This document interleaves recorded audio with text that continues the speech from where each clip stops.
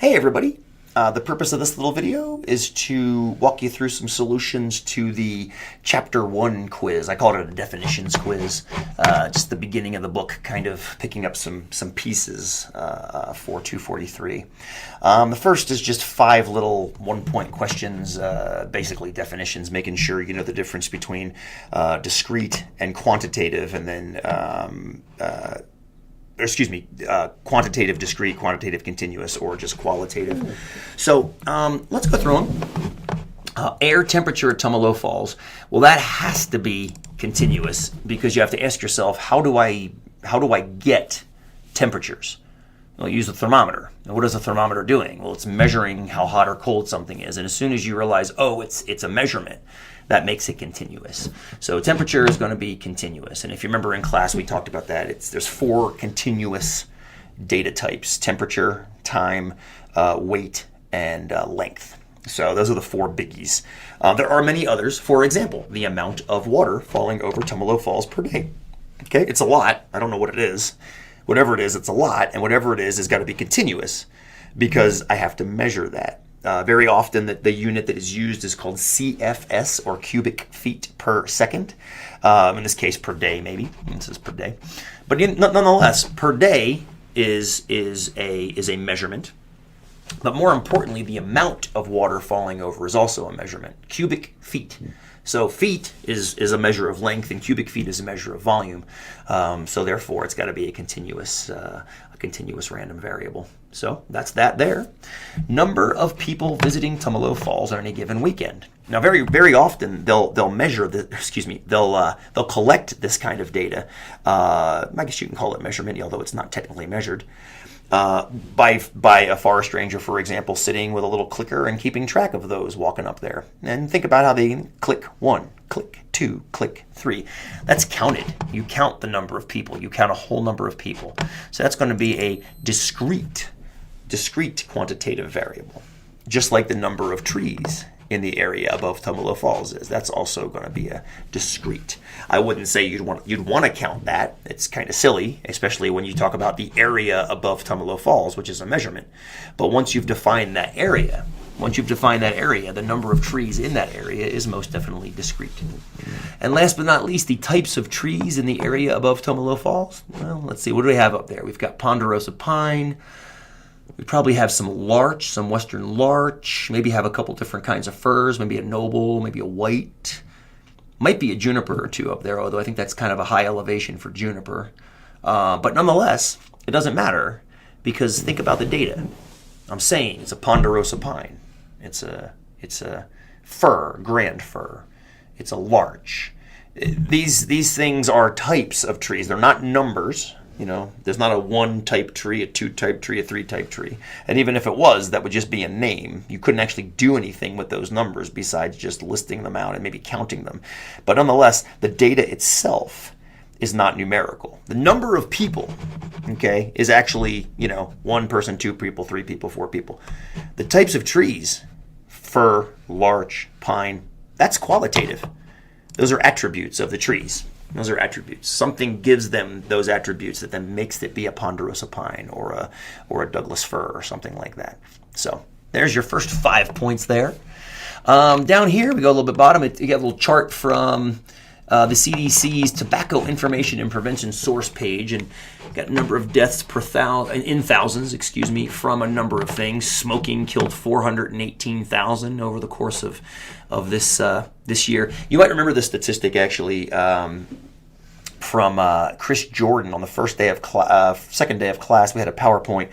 Chris Jordan, the artist who had his that skull with cigarette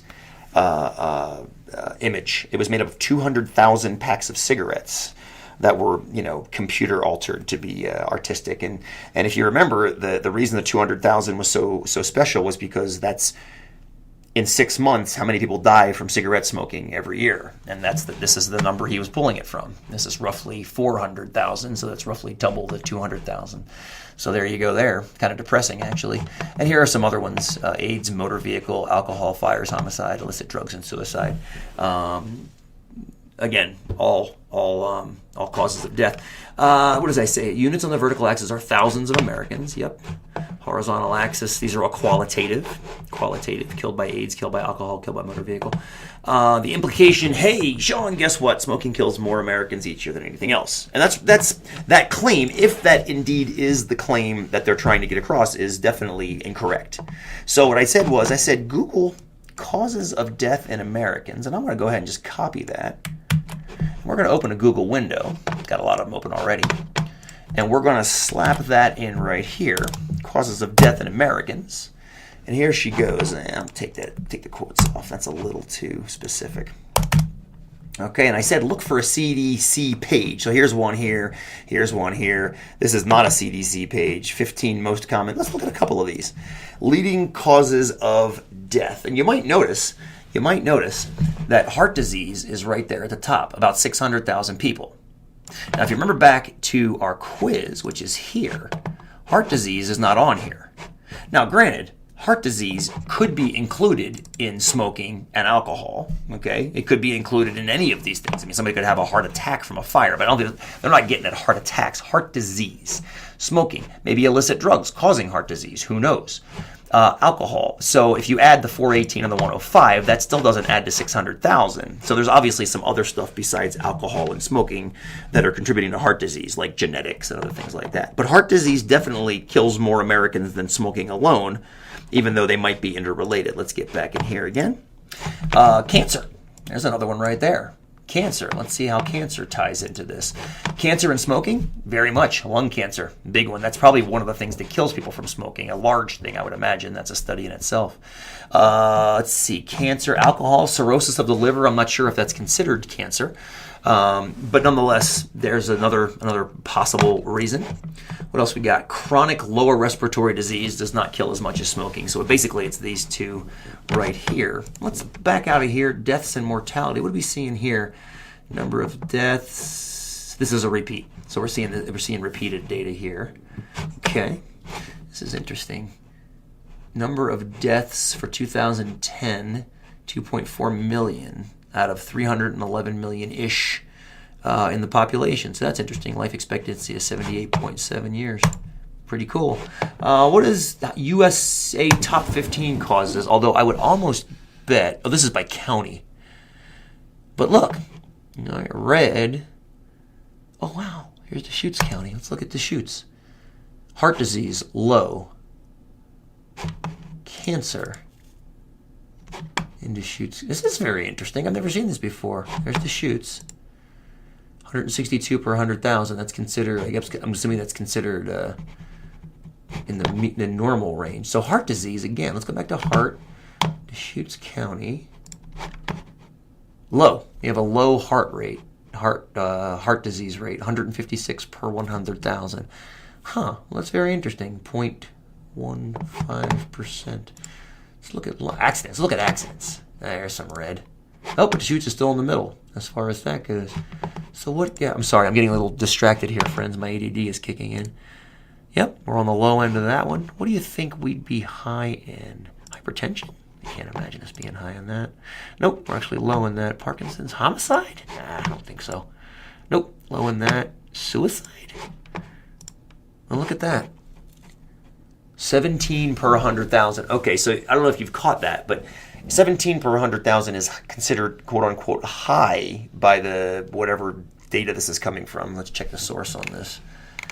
Not source. CDC. It is. CDC through 2010. But 17 per 100,000 is considered high for suicides, where 156 per 100,000 is actually considered low for, what was it, heart disease or cancer or lung, stroke, whatever it was. Very interesting. And look at the suicide. I mean, I don't know how they're deciding the suicide rates being high. I mean, let's look at blue. What's blue? 7, 9, 7. Seems like anything double digit or higher, well, hopefully not higher, but double digit is considered high. Is that the way it is for every state? Let's grab one with some blue. Nebraska, 8. Yeah, it looks like they've defined, well, I'm guessing. Nobody kills themselves in Sioux, Nebraska. Interesting. Looks, oh, no. Double digit. Yeah, okay, so single digits appear to be how the CDC has defined low. Anything other than that is medium or high. Do you remember? Back to Oregon. 17 per 100,000. Oh, and look, 9 in Morrow, Oregon is considered middling. Yeah, so the rankings are a little bit of a mystery to me, but nonetheless, that was a fun little tangent we got off on there.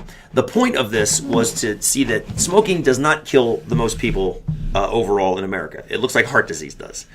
Smoking might be a cause of heart disease, but smoking itself does not kill the most people, depending on how you define a malady. So anyway, I hope this helped you understand the quiz a little better, and we'll catch you in class.